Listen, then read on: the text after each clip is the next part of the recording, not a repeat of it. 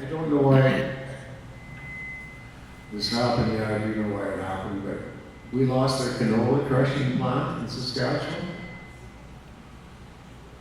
Yep. And it went to North Dakota, right? Yeah, I don't know if they've announced it has been moved yet, but it's been on, one of the 5 has been put on hold. That was a Ceres facility down here. We still But have. why would we lose that? Because of carbon tax. Yeah, I've heard that today numerous times. And, Exactly. And we're going to engage. This is one thing we've been doing with, I would say, a degree of success, is engaging as a government with all these folks that are making investments across Saskatchewan. We had some success with it over the course of the past year, notably in the canola crush industry. We had Richardson double the size of their facility. Yorkton Cargills is under construction in Regina. We were out at the sod turning the other day. Viterra is committed to what will be the largest canola crush plant. We see AGT partnering with FCL on another plant in the Regina area. We're really going to take, it's quite remarkable actually, we're going to take our canola crush capacity of about 4 million tons today up to somewhere between 9 and 10.5 million tons, and we produce about 11 to 12. And so it's really quite remarkable what all of these announcements are meaning. Unfortunately, this particular one has been put on hold. We're going to engage with the group as a government. And I'd also say there's other companies still looking. There's rail lines, there's more than Saskatchewan's canola that's grown in Western Canada, and there's rail lines coming that as quickly as they go out of this province, they come back in.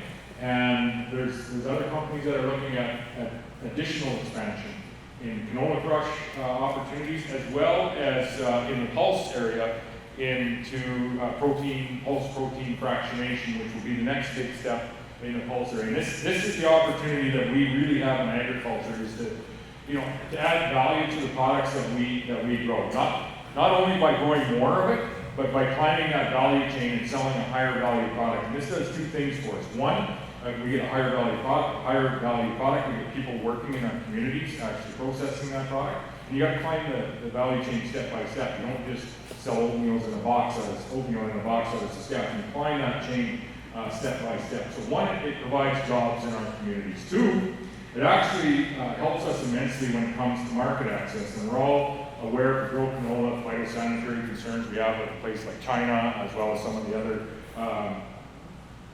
market, non-financial market-based barriers that have been put in place at times for us accessing certain markets. We had a tariff in India on our pulse crops. When you climb out of raw grains, exporting raw grains into canola oil, into pea protein, you actually get into the ingredient market, and a much more resilient place when it comes to our market access to the people that we're selling this product around the world. So I'd say it does 2 things that are very advantageous to us, our communities, and the most important industry in this province, and that is the agriculture industry. Is it makes us more resilient with our market access, and it also provides us with jobs in our communities. You have something on this? I figured you'd come in on all these comments. Yeah, just on the carbon piece. So right down in this part of the province, Southeast Saskatchewan is probably one of the leaders in Canada, and definitely North America, when it comes to carbon sequestration in livestock management. So the work that we've done, we found that the average farmer or rancher in this part of the world is sequestering about 12.4 tons per acre of carbon every year. That's going directly back into the soil. That's just one thing. The other thing is on the zero-till side. That was pioneered largely right here in Southeast Saskatchewan. Okay, what that has done has revolutionized agriculture right through Canadian prairies, right down in the Midwest, all the way down to Texas. That has not only changed the microclimate of where we're growing our crops, that has changed the macroclimate for our industry. You look at the sheer volume of crops that are of grain that we're producing compared to what we were producing 10 years ago. Here's the kicker on it. Trudeau has set an arbitrary start date of when they measure carbon, when they measure the baseline for carbon, as 2005. Okay, zero-till. We did our work before that. We're getting penalized for being a little bit too good, because everyone here was adopting these practices much before 2005. So we've got a lot of headwinds on us. I think a lot of it is to do with education. We need to get our story out. Saskatchewan has one of the best stories, bar none, in Canada. We need to tell that story. We need to be around the world telling that story. Saskatchewan has such a great reputation. Everywhere I go in the world, I spent 20 plus years in international trade in agribusiness. And Saskatchewan is kind of the high watermark when it comes to our ethically produced, sustainable agriculture products. We need to tell that story, we need to bang that drum hard, and we need to keep doing it forever. So I want someone now to ask another question about Trudeau, because I like watching him get worked up.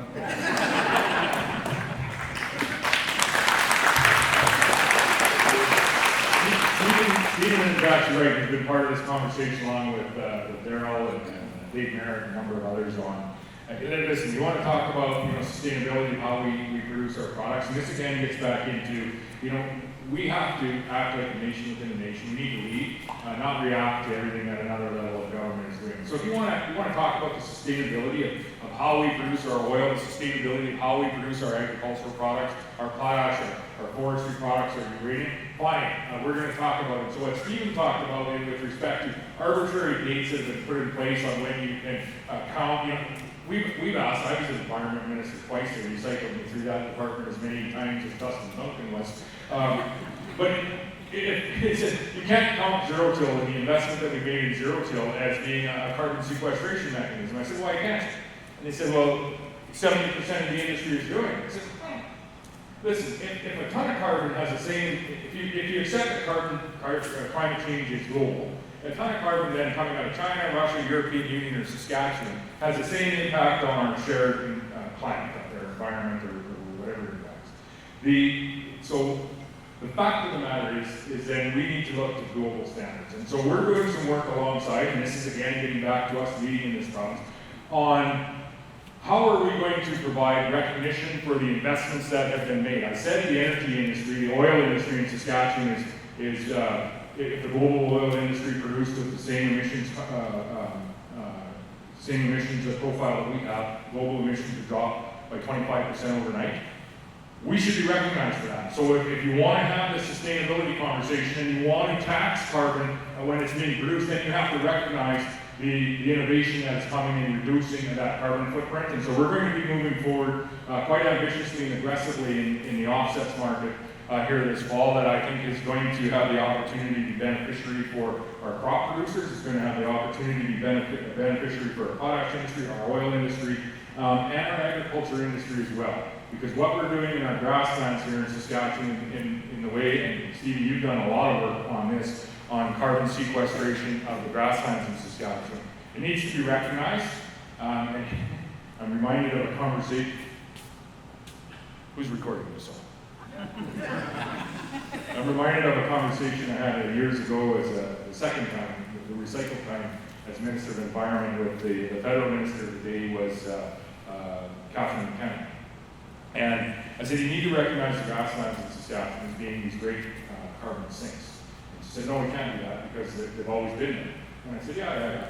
But she said, so they can't be recognized. I said, we're actually looking at something different in Saskatchewan. I said, we're looking at districting them under. She said, you can't do that. No, I said, we're actually looking at an incentive to disrupt all of the grasslands in the province over the next 3 years. And she said, why would you ever do that? I said, so that they can be recognized as a carbon sink when they're proceeding to grass. And she said, well, that's ridiculous. Exactly. And so what we're working on finally is meeting on a plan on recognizing the investment and the innovation that have been made by our industries in the province. We're going to start with some select industries, agriculture being one of them, and then move up to the rest of the industries over the months and years ahead. And so just another opportunity, I think, for each of you to look to some of the ways that we are going to start acting like a nation, yes, within the nation of Canada, taking care and controlling to the degree that we can our own destiny and enhancing the opportunity that lies before us.